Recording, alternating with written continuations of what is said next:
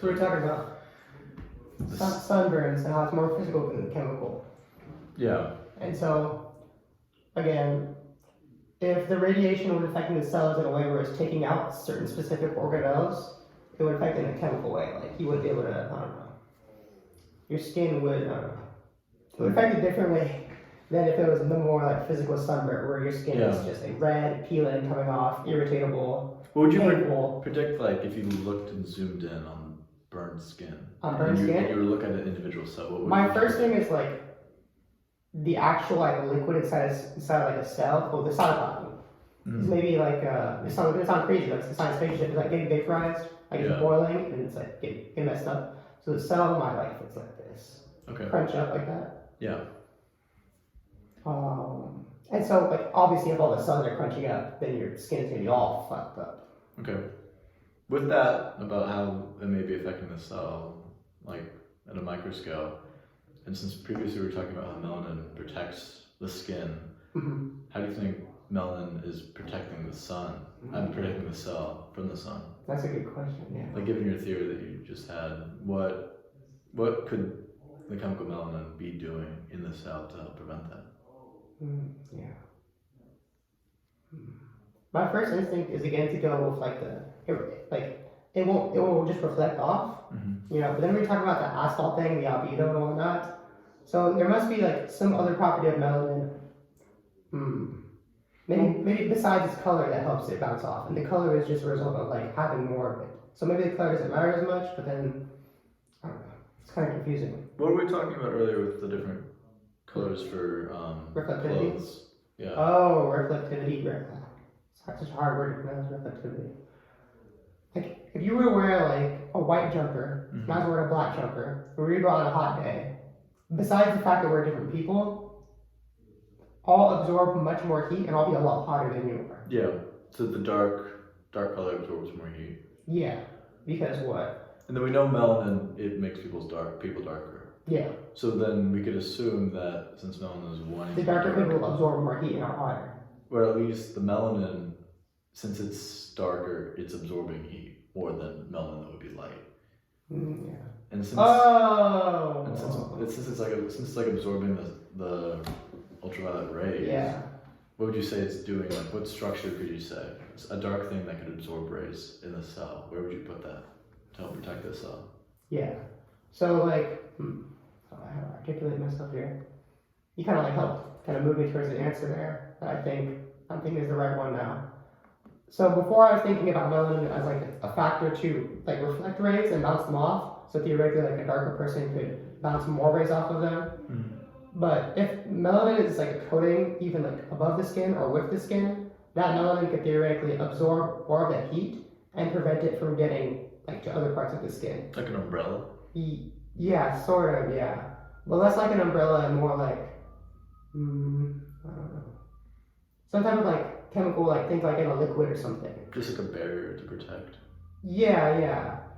So instead of the cell absorbing the light, it's the melanin. It's the melanin, yeah. Instead of the heat like, vaporizing like any cytoplasm in the cell, the melanin doesn't care about that, and it's just going to absorb more of it. And like a white person like you don't have that, and so instead of absorbing it on some protective layer, it goes straight to your cell. So where would the protective layer be if you want to protect all the cytoplasm? Citing it as like a protective layer, like an umbrella, is pretty simplistic. I would figure it would more be with like the cell.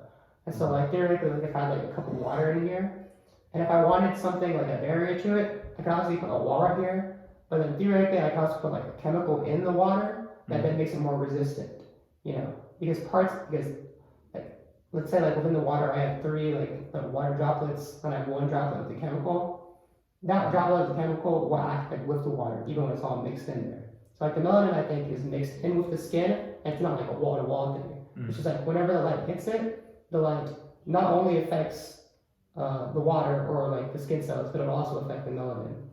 And whenever it does affect the melanin, it doesn't really do much. So, what is it trying to absorb from the light to protect the cell?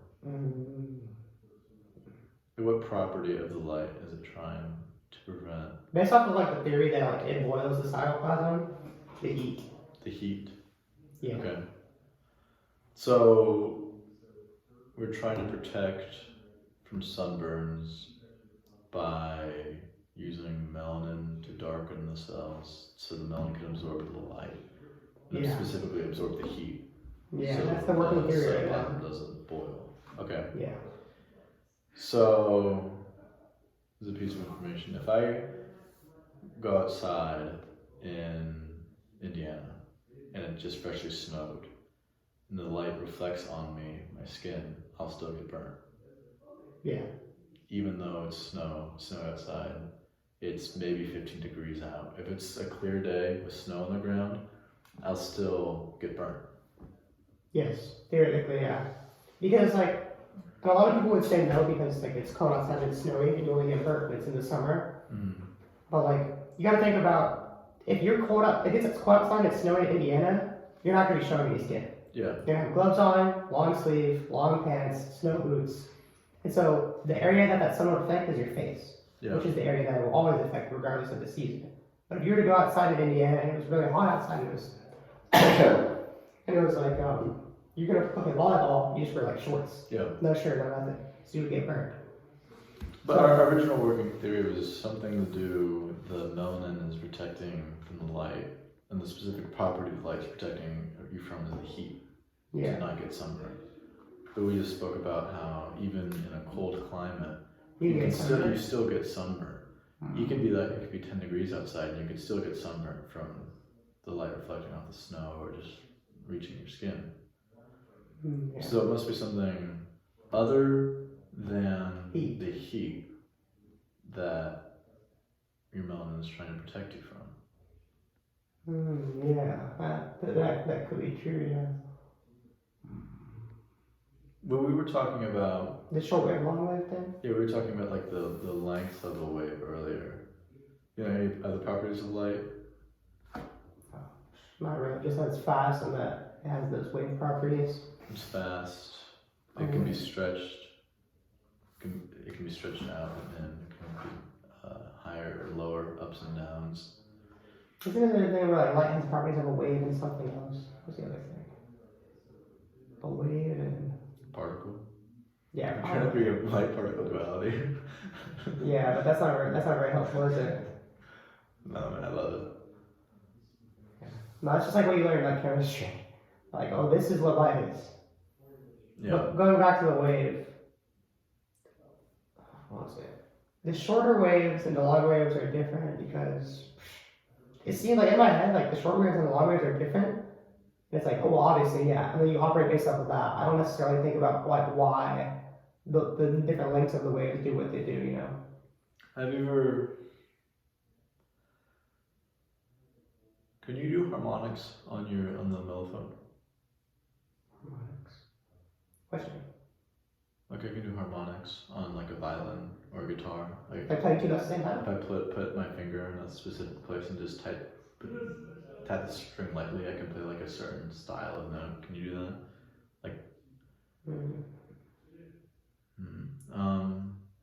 Probably not, honestly.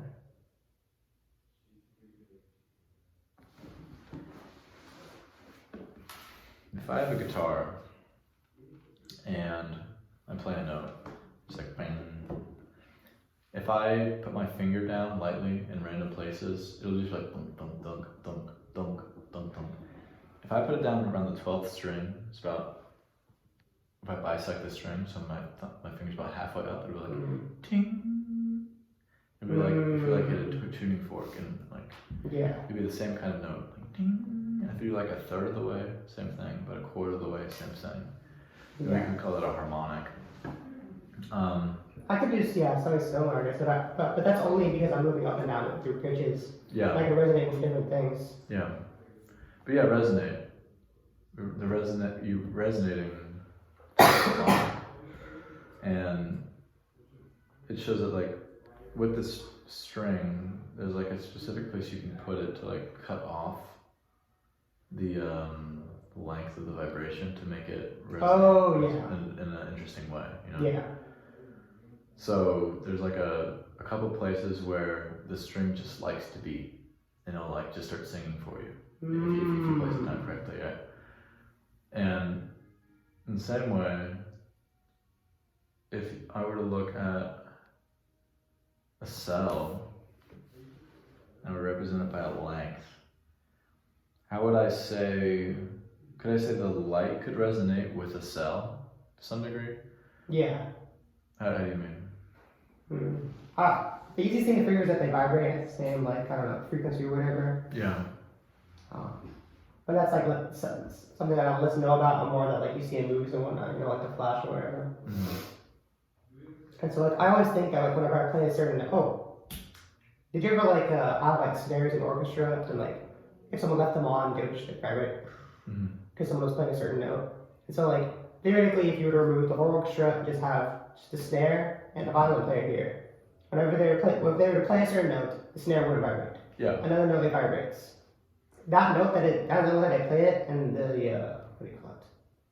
The fabric of the drum, the skin of the drum. I mean. Yeah.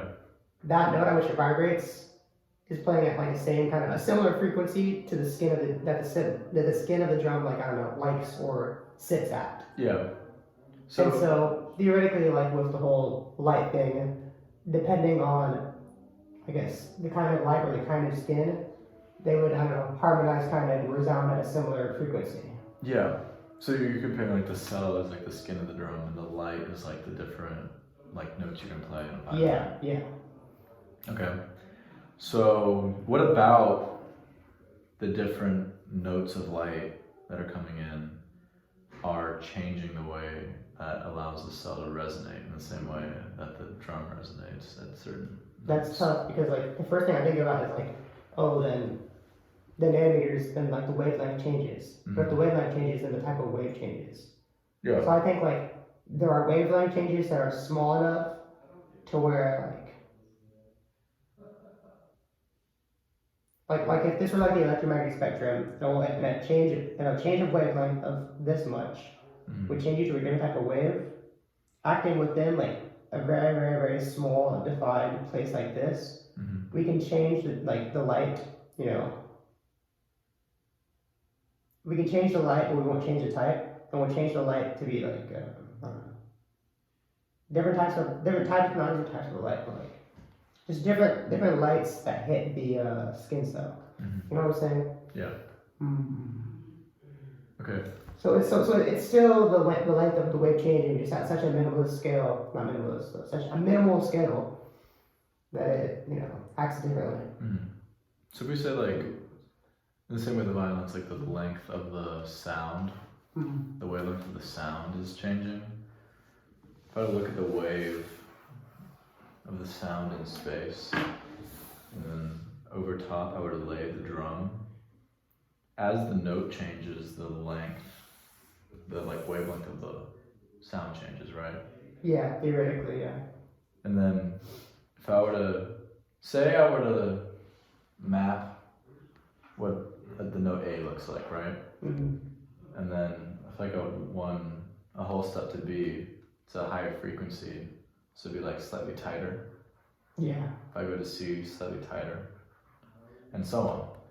And then if I were to then take the drum and put the violin player, if he plays A and it doesn't resonate, say I look at the wavelength of A and I put it over the drum skin. Just imagine like from the beginning of A and I just put it over the drum skin. If I take B, I put it over slightly more contained, slightly more. I have a C slightly higher, and now it starts resonating. And then you put D, slightly tighter again, and it doesn't resonate. If you had to predict when you put that wave over the drum, what about the frequency changing is affecting the way that the skin is resonating? Yeah. Now we're talking about like, what does a wave mean? Like, when you map it out, like, what are you measuring over time? Which I kind of forgot, okay.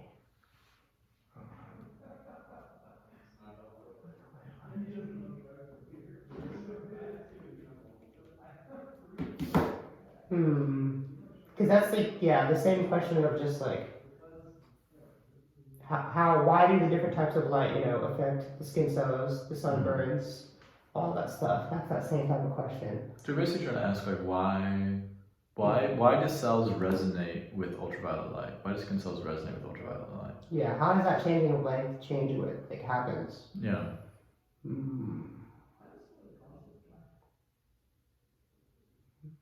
That's tough because you always think on like that surface level of just like, okay, UV rays do this, gamma does this, microwave does this, but then you don't think about like why, like why does different Mm-hmm. frequencies do what they do.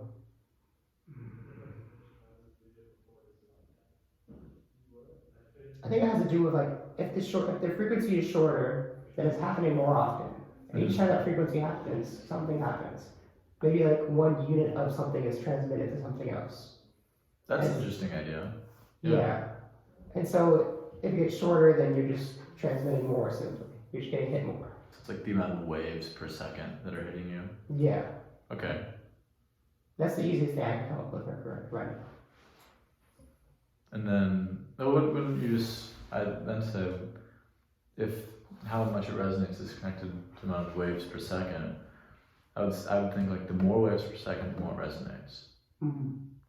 But with the drum example, we know it only resonates at certain frequencies. Yeah. It could resonate with like a D. But As you it could- goes higher, it would stop Yeah. resonating, and then it would start resonating again. But you could say like the skin of the drum is similar to light in the way that it also kind of hums. It's got its own like wave function. Obviously, the skin of the drum is not a wave. Mm-hmm. Yet still, it's got some of the properties of that wave, and that it has a place that it likes to be. Yeah. It has its own wave pattern that you have to match it to, like a literal matching game. So you're matching like what about the drum is giving it its wave pattern? That's a tough one. If I were to look at just the string on the guitar, it likes a certain place. Mm-hmm. It likes a certain place to be at. And so instead of looking at a two-dimensional circle, you just look at the one-dimensional string. What about this string? Like if I take the string and I cut it half, what about this half of string? Why does it like to be at this half when I hit this note? Why does it like to be at a third of the way up or a quarter of the way up? Like saying half, third, quarter, it sounds like it's not random. Yeah. It's obviously not, yeah.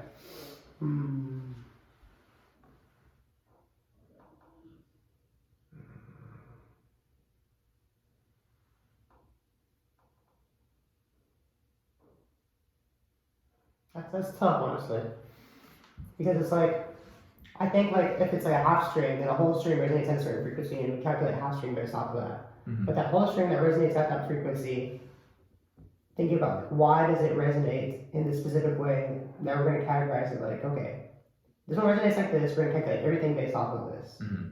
It's tough to think about that because that whole string, to know that basis is to know like, that property of like, why does it resonate this specific way? Mm-hmm. Why does it care if it's hit with more units per second? Yeah. And that's tough to think about, in all honesty. So we know the drum skin resonates, and we know the string resonates. So there's something about both of them that's the same with the waves coming at it, right? If you imagine just the drum and then just the string, and then look at just the general dimensions of them. If I draw it, imagine a drum about that, and you imagine a string like that. What about the two are the same if they both resonate at the same note? The length of them right here. The length of them. In this very specific example, yeah. Yeah. And then I think it also has to do with the fact that they're like stretched out, Oh, they're taut. Yeah. That they're taut, yeah. Even when you think about like the mouthpiece of a brass instrument, obviously that's not taut or anything. But it's made in such a way that like a tuba mouthpiece is wider and it's maybe even like a little bit shorter. And then a trumpet mouthpiece is smaller like this and more stretched out. Yeah. So those things are taut in their own way, but like two different varying amounts to get different like notes in that kind of scale. Would a trumpet resonate at certain notes? Like if I played a note on the trumpet, I could get a certain note. If I played a certain note on the trumpet, it would get the drum to vibrate. And I could probably play a note on the tuba to get that drum to vibrate. Okay. So they're taut and they both have the same length. Yeah. if they're resonating with the same note, what about the tightness, the distance between the heads, and the length of these two things? Say the length of the drum, and then the differing lengths of the wave. What do you figure is consistent between the two? Like the length of this, how would you construct a wave of different lengths? Of different lengths from top to top to most fit in the drum, so you would predict it would probably resonate. Firstly, obviously, you would have to figure out which note it resonates. So if you're to map like A, B, C, D, E, F, G, and then each of us has its own wave, then you would play each note against the string. Say it vibrates like at G, then you could literally like take a picture of the string, put it right there, and put the wave over it, and then compare it to other ones theoretically by putting the image of the wave over it and seeing like I don't know. Oh, you could do like multiple images of the string, maybe image 1, image 2, image 3, and see kind of how the waves line up with the ends of the strings or the starts of the strings. How the waves line up with the ends of the strings or the starts of the strings? Yeah, like how the length of the wave. Like let's say like the wave like this. Yeah. And there's like you can do this wave I don't know twice in one string. Yeah. With let's say like in an E wave, you're gonna do it 3 times in that string. Maybe that's kind of what matters when it comes to the resonance between the sound and the string. So like one wave is like, how are we defining one wave for this? Oh, as like the units like the crest to the crest. Like one wavelength? Yeah, well then Okay. So if I can fit, you said 2 wavelengths in it, it may resonate. If I can fit 3 wavelengths in it may resonate. So the drum vibrates at specific whole integer like wavelengths of its own length. Its own wave. If you had like one wavelength, then the one wavelength, if that one wavelength is the same as the length of just the drum, would you think it would be the same or different? Because if we could have 2 wavelengths in it and it resonates, 3 wavelengths in it. Oh, like what number would I give it? Yeah. Like, do you think 1 wavelength would work as well?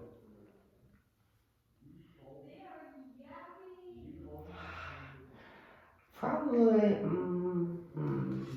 Thinking like if I had a big old bass drum and I hit it, how many times would that wave bounce like from the start to the finish? Man, that's like a number that I would have to get scientific with. I would have to experiment with. I would have to figure it out. Well, if we assume that the drum it operates within the 2 wavelength and the 3 wavelengths at least. So whatever length it is, call that length L.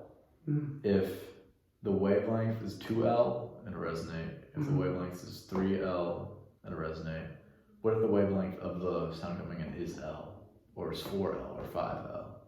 Do you think it would continue to resonate the same way 2 and 3 did? I think it probably has to do with like damn hard.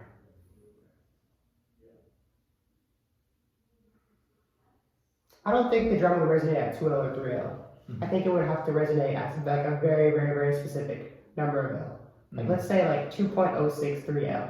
Yeah. And then maybe if we were to do, what's double that? 4.072. Yeah, sure, yeah, 3.072. Yeah.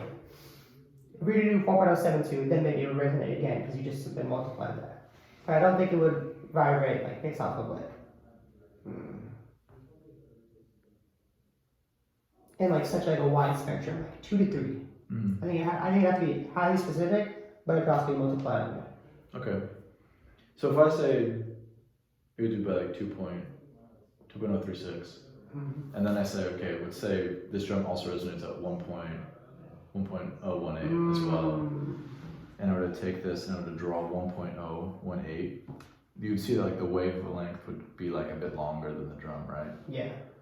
Do you think mapping the wavelength being just a little bit longer than the drum itself makes sense? Or in the same way, very specific number, the wavelength could be a little bit shorter than itself and it would still resonate? Oh, like if you could be slightly imprecise.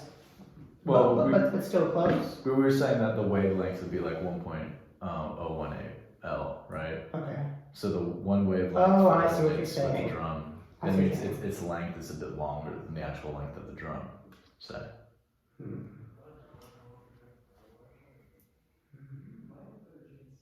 So do you think? If like even if it was halved and it was longer still, that wouldn't resonate.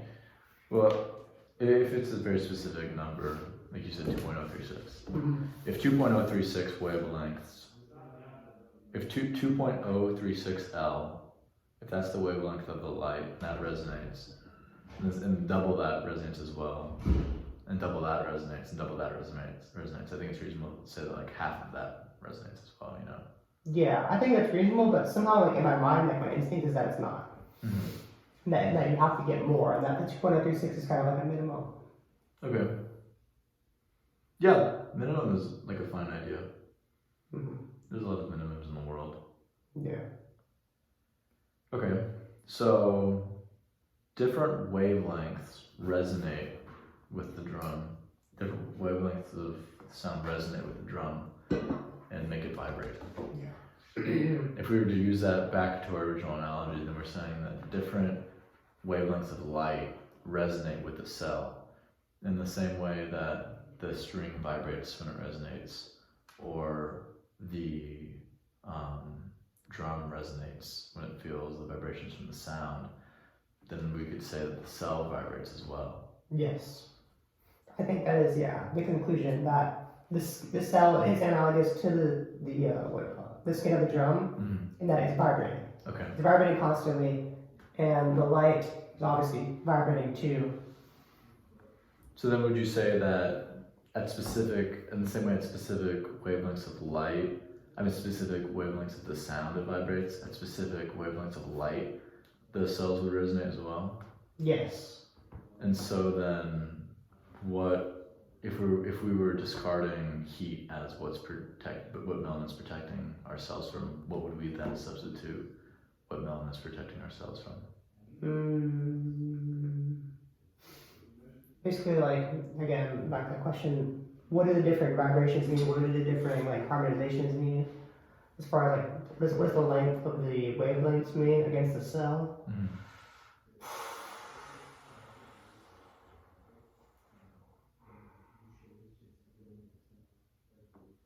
That's tough, honestly. I feel like I keep saying that, but getting this far, I'm like not mind-boggling, but like I'm thinking a lot, and now that I'm like trying to fish it out, I'm like, I don't know. We're saying that at different wavelengths, things can resonate with that wavelength.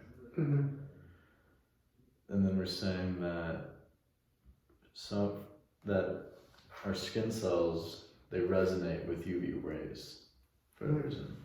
And then when you're in contact with UV rays for a long time, your skin cells develop melanin to protect you from those UV rays, which are resonating with your cell. And then if we're assuming that the resonation is a bad thing, that it's the thing causing the cytoplasm to boil or whatever, then what would we say that the resonation is causing? That melanin is like trying to protect ourselves from?